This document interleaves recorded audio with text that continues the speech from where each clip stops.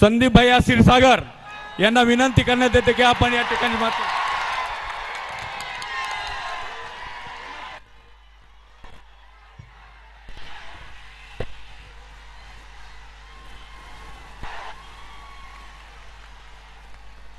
ऐका ना आपल्याकडे वेळ फार मी आहे. मी 2 मिनिटात माझे शब्द मांडणारे करू. आपण सर्वजण आपण या एक मिनिट वेळ आपल्याला कमी. स्टेजवरती इथं जमलेले सर्व आदरणीय, आपल्या सर्वांचे लाडके आदरणीय मनोज दादा, आपल्या या व्यासपीठावर असलेल्या सर्वच पक्षातून आलेले आमदार, सर्व संघटनेचे सर्व पदाधिकारी, सर्व सदस्य, सर्व जाती धर्मातून आलेले सर्व, संतोष अण्णा देशमुख या कुटुंबाला न्याय भेटण्यासाठी आलेले आपण सर्वच मान्यवर. मी या व्यासपीठावरती फक्त अण्णा 2 मिनिटं बोलणार आहे मी, पण घटनाक्रम कसा झाला ह्याचं मी सांगणार आहे. त्या विंड मिलच्या प्रकारामध्ये बघा बरं का माणुसकी कशी असती बघा. तो जो वॉचमन होता तो बौद्ध समाजाचा होता. संतोष अण्णा देशमुख हा मराठा समाजाचा होता. जेव्हा त्या वॉचमनला तिथं मारहाण करण्यात आली, तो खंडणीचे हे जे वाल्मिक अण्णा कराडचे हे जे गुंड लोक तिथं गेले होते, त्या वॉचमननी जेव्हा तिथं अडवलं तेव्हा संतोष अण्णा देशमुखनी उघड भूमिका घेऊन तिथं त्या माणसाला अडवलं. तिथं हे सगळ्या गोष्टी केलेल्या आहेत. बरोबर आहे की नाही विषय? जे जातीपातीचं राजकारण अण्णा आपल्या महाराज उगा जिल्हा आमचा म्हणतो, आमचा जिल्हा पुरोगामी विचाराचा जिल्हा आहे आणि अधिवेशनामध्ये मी ओबीसी आहे आणि पहिला ओबीसी आहे की ठामपणे म्हणतो ह्या वाल्मिक कराडला 8 टाका म्हणून.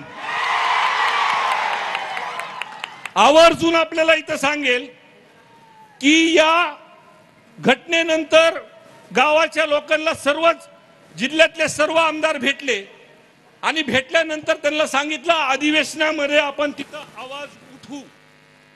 आपण सगळ्यांचे भाषण तिथं बघितले. सगळ्यांनी कळकळून, मी तर विरोधी पक्ष मार्गावरती आहे पण धस अण्णा तर भाजपमध्ये आहेत ना, आमचे प्रकाश दादा तर अजित दादाकडे आहेत ना, आमचे आवड साहेब तर आमचे, पण छाती ठोकून म्हणले ह्याला 8 टाका म्हणलेत ते.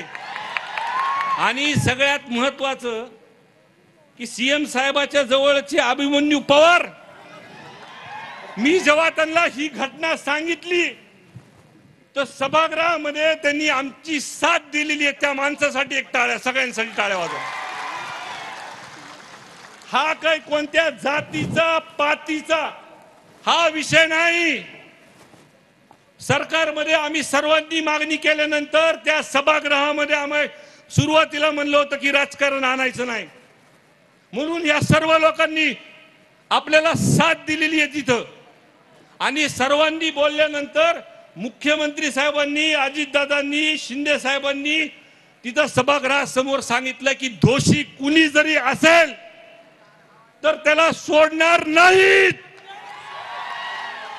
आमचं एक आमदार म्हणून, लोकप्रतिनिधी म्हणून बारीक लक्ष अण्णा, तुम्ही ज्या सभागृहामध्ये ज्या पद्धतीने तुम्ही तिथं बोललात, अजून 5 मिनिटं जर अण्णा जर तिथं बोलले असते तर सभागृह ढसढस रडला असतं तिथं. हे सगळं महाराष्ट्राने बघितलंय. त्याच्यामुळं काळजी करू नका.